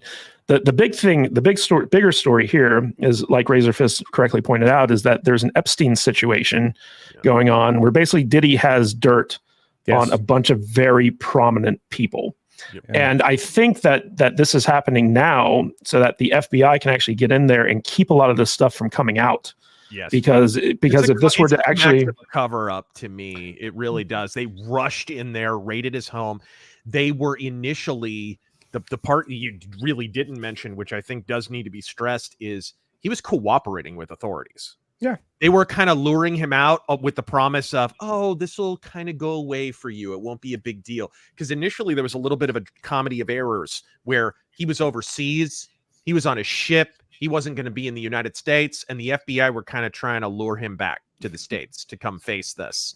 And so I'm sure they made him lots of promises, all of which I'm sure they're breaking right now. Oh yeah. To try and get him back in the United States, and then they immediately throw the book at him and no, $60 million bond denied. No, right? They wanted him because they wanted this material. They wanted to raid his home. They wanted this blackmail material so they could go burn it. So they could make it go away. Is he going to get Epstein? Because he's on suicide watch right now. All I'm saying is I hope the cameras are not malfunctioning in his wing. Right. Well, what is very kind of telling about this is that you have the bastion of morality, Suge Knight, who ironically has his own podcast, and he basically you can see how well the FBI deals with fighting crime now that former mobster who cooperated with the FBI and killed hundreds of people is now a podcast genre on YouTube. So yeah, but how well the FBI is cleaning up the streets. Yeah, so Suge Knight on his podcast basically accused Puff Daddy of not only being immoral, which I thought was funny. Ridiculous. But he accused. Look, you should inject AIDS into one of your rivals. Suge Knight's all look, I run over a motherfucker, I shot a lot of people, but I ain't trafficked no kids. Right? But it's okay. It's okay. His accusation is basically that P Diddy for decades has been an informant for the FBI. Where basically, he would stage these freak out parties, he would get dirt on people, and then he would pass it on to the FBI, and that's how he was able to get away with his bad behavior for so long. It could be. How do you think they were able to think about it? They went back and forth trying to negotiate with Diddy while he was out of the country to get him back in. Where did he make that contact from to begin with? Did he already have a contact in the FBI? Suge Knight could be telling the truth. Honestly. Yeah. And what's really interesting about this is that basically all over TikTok, all over social media, what people are doing is they're pointing to his ex Cassie, the singer, who started this whole thing. And basically the FBI was not able to shield him from like the stuff that came out publicly. And it's one of those Ronan Farrow situations with Harvey Weinstein, where like once the information got out, it kind of snowballed outside of anyone's control and ended up taking Weinstein down. The same thing's happening here with P Diddy, apparently, where basically all these people who he abused have come out and they're adding fuel to the fire, and the FBI or the government people who were protecting him aren't able to basically quash this. And so the conspiracy theory here, which is probably going to be the actual truth in about 6 months, is that the FBI is doing all this stuff in order to get all of his blackmail material and protect it so that they can continue to use it against the people who are currently in power or in Hollywood or like whatever. Yeah, just like they did with the Epstein discs that just miraculously disappeared. Yeah. So Razorfist, what's your take on the P Diddy indictment? He's a man who enjoys the minor things in life. What? It does sound like a blackmail op to me. It really does. It sounds like these parties, he pretty much like, oh my God, now we're hearing not only was it rappers and prospective pop stars and starlets and young boys and all of this, but now it's politicians.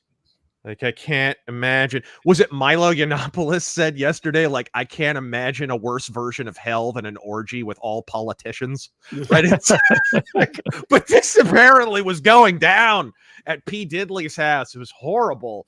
It does sound like an op to me. It sounds like he was assembling a blackmail fight. Look, this guy fancied himself a gangster. He was not. It doesn't sound like he had a whole lot of real organized crime connections, but this guy, he weren't no Suge Knight, right? He sounds like he was. He sounds like he was a wannabe banger for a long time, and then he wanted to be mogul guy, and so he thinks he's the kingpin. So what does Kingpin do? Oh, I'm going to put cameras up in my house and I'm going to have these parties and then I'll have a blackmail file on everybody and then I'll have control of them, right? He thinks he's playing puppet master when really he's just a retard who's going to hoist himself by his own petard pretty soon here. And that's kind of, that is what it sounds like happened. Like he's sort of a pretender who got too big for his britches.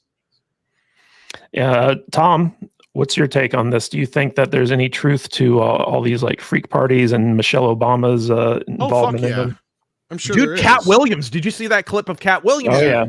I remember vividly he mentioned P. Diddy by name. Look, both things that you guys have said here does not mean that one is mutually exclusive, right? They both can be true. Yeah. They have to both be true for one of the scenarios to even work out, right? So he can be both an FBI informant, and that's also how he's gotten away with this shit for so long. Yeah, but like with Weinstein, like with Cosby, like with any one of these guys, those are the kind of guys who wind up being informants, is pretenders and stooges, right? Yeah, you don't get the drug lord as an informant for the FBI. No. You get some flunky who wants to be a drug lord. That winds up being the informant because he has ambitions, he has enemies, he's a fumbling retard, and he winds up being the guy who's actually kind of vulnerable to the FBI making overtures and becoming an informant. Well, and that being said, I mean, P. Diddy wasn't necessarily not powerful at all at one point. And that's kind of the other part of it too, is like the power goes away, right? Like with Weinstein, Cosby, all these guys, you know, you brought up Ronan Farrow. Like, I mean, would he be able to have touched any of these motherfuckers 20 years ago? No. Weinstein would have squashed him out. Like, look at Kevin Spacey would have killed him, right? I mean, it's just... Hey, you know what? All I know is it changes the meaning of the song "Come With Me." Well, yeah, exactly. Yeah. Well, there's also the Led Zeppelin song that he talked over. Yes. There's also a precedent here with the FBI where basically, you know, if we remember Whitey Bulger, the mafia guy from Boston, who was an informant for the FBI, and the FBI basically let him like murder people and commit crimes and run his own criminal organization as long as he kept feeding them inside info on his rivals and stuff like that. So the FBI is not above like, you know, supporting straight up criminals who are doing terrible things if it, you know, kind of like suits their purposes. No, like I said, dude, like freaking Sammy the Bull Gravano out here in Arizona, they put him up nice, and he wound up being involved in other organized crimes, and the FBI just kind of looked the other way on it while he was out here, because it's like, oh, it's not happening in New York or Jersey or anything. It's just happening out in the desert, out in Arizona. Who gives a shit, right? Like the FBI are an organized criminal organization. I think anyone who's been following politics for the last several years can see that. Temporary organization, by the way. If Trump got in office, he could sign them out of existence the next day if he wanted to. They exist due to the largesse of the president of the United States. But yeah, and the funny thing about that, Razor, is that I just lost my train of thought on it. But I want to throw this to Culture. Culture, what's your take on the Diddy indictment, and what do you think? Will this have any impact on the election, do you think? It depends on if enough stuff gets out. I mean, it could. Kamala was connected with him. Yeah. Oh, yeah. Trump was apparently friends, or at least there's a photo of them together, but Trump attended every major awards function and whatever. Like, people seem to forget that, hey, he was a celebrity. Academy Awards, Trump would be invited for some reason, even though he wasn't an actor, right? But there's no pseudo-famous person out there that hasn't shaken hands with Donald Trump.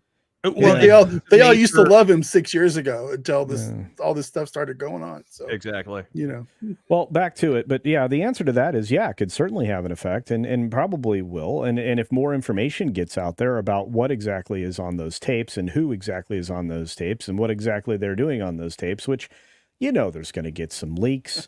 I mean, there have to be some wonderful Russian hackers out there that are just working around the clock to make that happen. But what's interesting, Culture, is that Oprah was good friends with P Diddy. Oh yeah, she's attended his parties. Trafficker she hasn't been good friends with. Like, what were they, members of the Oprah Book Club, for crying out loud? Yeah, and then everybody forgot that there was that issue with one of her schools back in the day too. Remember, even though she kept herself out of trouble. Mm-hmm. Yeah. See, it seems like there's a lot of smoke around here, right? Also, Razor, you mentioned, the Kamala Harris connection, where when she was dating Montel Williams, she would go to these P Diddy parties with him as his side piece. Yep. And there's a good chance that she probably participated in a lot of these freak out shows. Yep. And then there's being rushed all of a sudden before the election. Yeah. They do want this material. There are definitely people who are in office, connected to people who are in office right now. There's definitely people in prominent positions, probably police chiefs and judges and whatever, and I'm sure that's a big part of why this judge is just throwing the book, no bail, nothing. After he cooperated, they're now throwing the book at him. Does it make me a bad person that I just want to get a tub of popcorn and watch all these videos just get released and just, do the thing? No. I think it would just be, they'll never be released. It would be amazing. It would just be amazing. Well, back to you, Culture. So like the biggest thing that a lot of people are saying is going to drop are the Obama's involvement with P Diddy and these parties and stuff like that, because apparently Obama was involved with these parties. His wife was involved with these parties. So like this could have like a major impact if any of this stuff ever came to light. Yeah, all the more reason to hope that it does as soon as possible, or at least some of it, especially if it's going to, expose the large level of corruption that we have in our midst, as far as the politicians of the United States. Because money is not in giving this material to the public and letting people know. The money is in holding on to it and holding it above people's heads, so you can call in favors if they try and root out your corruption, which is something that is a very real danger for the FBI right now. Yeah, because Trump, when he ran the first time, was not running to abolish the FBI. He did not appreciate the level of corruption. I said when he was elected, I was like, if he does not, in his first week or two, do something about these alphabet agencies, he's going to regret it, because they're immediately going to weaponize themselves and go after him. Neener, I was right. But now, running this time, he's literally talking about having Elon Musk in there to just kick ass and take alphabet agencies, right? That's what his job is going to be, just to cut down the size of government. And the first on the chopping block are alphabet agencies. If you think they're not taking that to heart, people who are entrenched, who are assured pensions, people who support their families by being unremitting shitbags on the government dole, you're kidding yourself. These people will fight tooth and claw to protect their income. And I wouldn't be surprised if that's an element of this, them trying to get a hold of this blackmail information so that they can bribe someone in Trump's orbit, try to bribe Trump himself, whatever, right? Makes Blackmail sense. them in some way so they can have some remedial level of control here for what's coming, what's likely to come, right? We still don't know what the result of the election is going to be, but the danger is there. And I like your new take on your signature catchphrase, Mr. Fist. Fuck you, I was right. Yes. But Culture, finish your thought about how do you think this is going to affect the 2024 election? Well, again, if there's even enough innuendo, I think what's happening on Twitter, if you're paying attention to X at all, you're seeing all these pictures being released. Everybody, and the funny thing is as each of these people are exposed with their very in-depth relationship with P Diddy, it then leaks other people. And so you're seeing this really neat, wonderful kaleidoscope of guilt, intrigue, and corruption, and I'm enjoying it. Look, I mean, that's as heavy-weighted as they wish wasn't happening right now. It's one of the reasons why everybody's crying foul with Elon, because of his level of what he can do to you, which is why in Brazil he is persona non grata, and the evil underlord over there, the little judge guy, was doing his level best to get Twitter the hell out of there, because the amount of corruption in Brazil right now is just staggering. Right. So, yeah. Mr. Butters, with your big tub of popcorn, sitting back watching the whole thing unfold. What's your take on the Diddy indictment?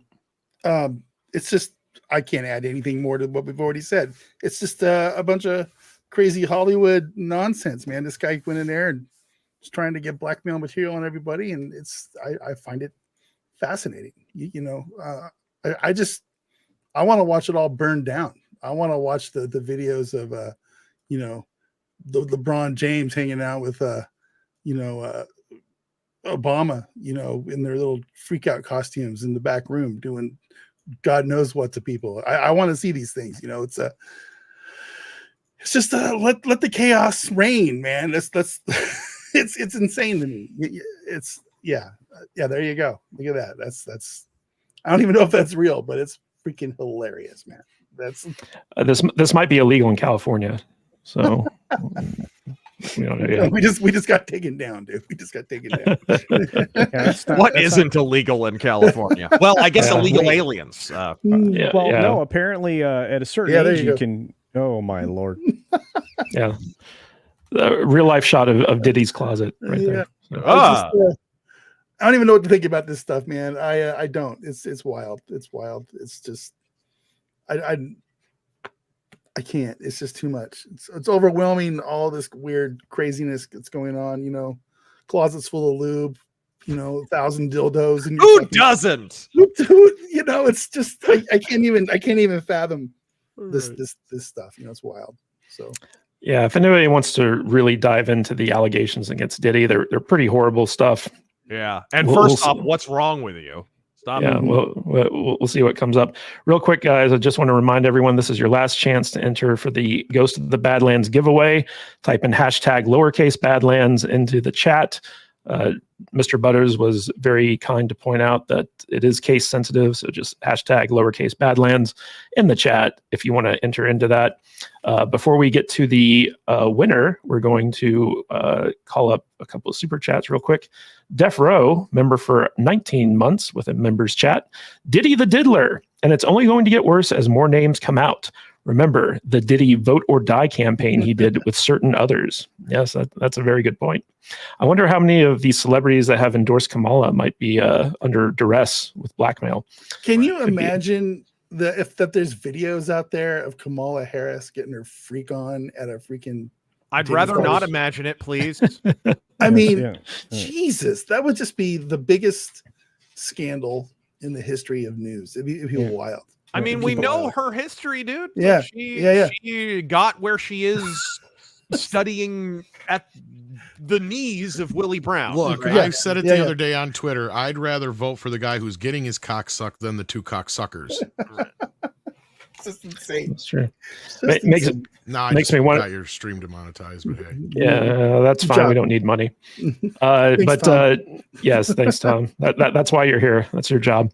It makes me wonder how Kamala might have met her husband. The guy who gets the nanny pregnant and forces her to get an abortion. You mean the guy whose name she doesn't take? Yeah, exactly. At a Puff Daddy freakout. What a love story, huh? Yep. And Mexican Iron Man member for 19 months. Just because a guy has video cameras and cases of alcohol and baby oil on hand may make Diddy guilty, but not a certain Mexican on Hilton Head Island. LOL. So I think he's referring to himself there. Yeah. But Mexican Iron Man is a survivalist, so it would make sense that he would have stockpiles of a variety of different things in his underground bunker, including dildos and baby oil. Right. So, yep. I think he is the dildos and baby oil. Yes. Well, Mexicans need dildos and baby oil too. Don't be racist. Yeah. Well, it's dildos, baby oil, and a bag of oranges. Yes. All right. And Kalichioki for $199. Can you imagine a pinata at P Diddy's house? Just whatever comes up. Loaded up. Nembutal and dildos and condoms. Condoms fly everywhere. Yeah, condoms. Right. Yeah. Kalikioki for $199. Starting to truly believe the Obama is gay rumors. Yeah, I don't think those are rumors, dude. Yeah, right. I honestly don't. It is very interesting that after the purported gay lover of Obama was interviewed by Tucker, there was no counter campaign. There was no Obama denies it. Nothing. They just didn't say anything about it. Nothing. Well, he also admitted to it in his autobiography, didn't he? About like he yeah, kind of vaguely, yeah. So it's Joan Rivers was not alive very much longer after she made the statement she made about Michelle. Right. I kind of missed Joan. She was funny. She was very funny. Yeah, very funny. The only reason I always enjoyed watching Fashion Police with my daughters when they were younger was Joan Rivers. Joan Rivers just was ruthless on that show, man. Ruthless. Well, you guys know what's not funny in all seriousness is our giveaway for the Ghost of the Badlands. Good. We're gonna be selecting a winner right now, and guys, whoever the winner is, feel free to message me on X or email us through the Salty Nerd website or whatever the case, so that we can get your information to send you your free copy of Ghost of the Badlands. So we got 40 people who are entered into the giveaway right now. We're going to draw one at random. Let's see who comes up. So exciting. Yes, so exciting. Man. Aaron Charman has won a copy of Ghost of the Badlands. Holy crap. Yes. Aaron. You can have your own freak out party now. Freak out. It's a Get the bottles of baby oil. Yeah, remember to wear all white. Yeah, it's a Jackson Pollock everywhere. Yes. Aaron has won the free copy. So Aaron, feel free to email us, message me on X, get in touch with us, and we will get your information. We'll send you a free copy of Razorfist's latest graphic novel. Should be a good one. Sweet. And, next time we'll plan it out a little bit better. We'll get some autographed copies to give away. Hopefully. That'd be nice. All right, guys. So that was what we had to talk about today, and we talked about it. I want to thank my fantastic panel of nerds for being here. In Tom's case, crawling out of bed, skipping breakfast, being here. Really appreciate you joining us today, Tom. Any final thoughts, and where can people find more of you? I guess he's not even here anymore. He just pissed out. I'm here. I was over it the other way. Yeah, I saw that movie, the racist movie, and I found out I'm not racist. No, you're not. Yeah. I found out Matt Walsh isn't funny. There's that too. But I do say, look, all seriousness though, we know all this stuff. I'm not exactly a fan of Matt Walsh, but this movie is important for the people like your friends and family who don't listen to the podcast like you do and are into the stuff that you are. They may not be able to put their finger on some of this shit or like exactly be able to express this or even know that some of these DEI things are grifts at the end of the day, right? Because I mean, most people think it's a good thing to say like, yeah, BLM, and stuff like that. So yeah. Build large mansions. Build large mansions, yes. Real quick, our contest winner, Aaron Charman, has donated £10. Thank you, will do. Thanks, Aaron. Really appreciate that. Wait a second. He's 10 pounds? Yeah. 10 pounds. That means he's in the UK, so it's going to cost $700 to get that. Yes. We will just order it from Amazon UK. It's not a big deal. I'm just giving you a hard time. Yes. Well, Well, okay. So, Mr. Razorfist, thank you for being on the show today, and thank you for crafting such a cool graphic novel that we could give away on the show. Yeah. Do you have any final thoughts, and where can people find more of you? Not on the P Diddy tapes. I am I am everywhere. I can be bearded, although I am like the only beardless person here, for Christ's sake, except for Tom. Kind of. You don't have a full-blown Gimli going on. I can be bearded pretty much anywhere. I am on Twitter, Razorfist with a 0. I'm on YouTube, The Rageaholic. I'm on Rumble. I'm on Twitch. I'm inside you. I'm everywhere. So you can find me absolutely anywhere, pretty much. And yeah, you should check out Ghost of the Badlands. The trailer's up on my my Twitter account. I don't call it X. It's my pinned tweet up on my Twitter account. We got a new launch trailer. We're at full launch, so every version of the comic, color and monochrome, is available. It's at Barnes and Noble, Walmart, Amazon, everywhere. Awesome stuff. And Culture Casino, the man who is so important, he has to be on our live stream. We appreciate you being here today. Thank you for taking the time out of your busy schedule. Any final thoughts, and where can people find more of you? Yeah, I was surprised to be here. I was happy to be here, but I'm grateful. You can check me out on my channel, Culture Casino on YouTube, Odyssey Mindsgetter, and of course Rumble. So I'm everywhere. And you can also check me out on my gaming channel, That Game Place, my joint effort, and it's going rather well, just like Dutch's Buttery's channel. Buttery, we're growing, man. We're growing. Yeah, I know, doing good. What are we doing, Dutch? What are we doing? We're playing Helldivers and Space Marine 2, and You're named Dutch and you're not playing Red Dead 2. What's wrong with you? yeah, I know, right? Mangoes, Arthur. It's on the list. I do want to check it out. You should. There's a lot enjoy it. It's a good There's game. a lot of games I want to play. I just, I gotta quit the real life jobs so I can have more time to play games for this nonsense that we're doing here. There you go. Yeah. All right, Dutch, what's going on the Salty Nerd Gaming channel this week? And any final thoughts you may have? Just like I said earlier, we got 2 podcasts a week. We got Weekend Respawn on Fridays and Salt Divers on Tuesdays. I'm doing, 3 to 4 live streams a week, generally late night after I get off work, but we're still getting a good group, 40, 50 people watching those, which is amazing for our little channel. I'm surprised. And it's on YouTube. It's not on Twitch. We do multi-stream over on Kick, but we haven't really been pushing that. So you can find us on Kick as well. Let's get that going over there. Pick out a nice bikini and then start streaming on Kick. Yeah. Get a hot tub. Yeah. I don't really pay much attention to the Kick channel, but I should. But I feel a little dirty when I go over there. I need to take a shower. Rub a little sour cream on your nipples. I have to go to the baby oil. Yeah, bite the pillow and think of the old country. Yeah. It's a little weird. But, Culture, when are you doing your next topless stream? Well, that ain't happening again.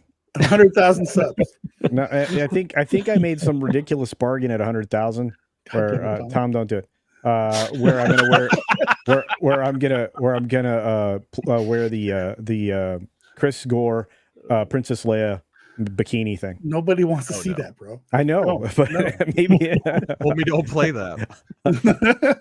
I don't even know if I'll ever get to 100,000, but we'll see. I said that about 25K. So Well, Mr. Dutch Butters offered to get a tattoo on his ass if we got to 10,000 subs within a certain period of time, and that didn't work either. I said we can live stream it, and nobody said no. Right. One of my favorite Lemmy from Motorhead is, if we wind up being a platinum selling band, I'll get a tattoo on my dick of a dick but bigger.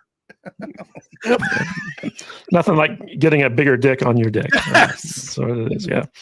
All right, guys, want to give a big shout out to everyone who gave us super chats throughout the course of the live stream. GJJ, Inkling98, Mexican Iron Man, Old Man Rising, Internet Guy, Dash Attack, Major Chai Chai, Kalichioki, and Aaron Charman. Thank you so much for your support. Really appreciate that stuff. And as always, guys, thank you for being here.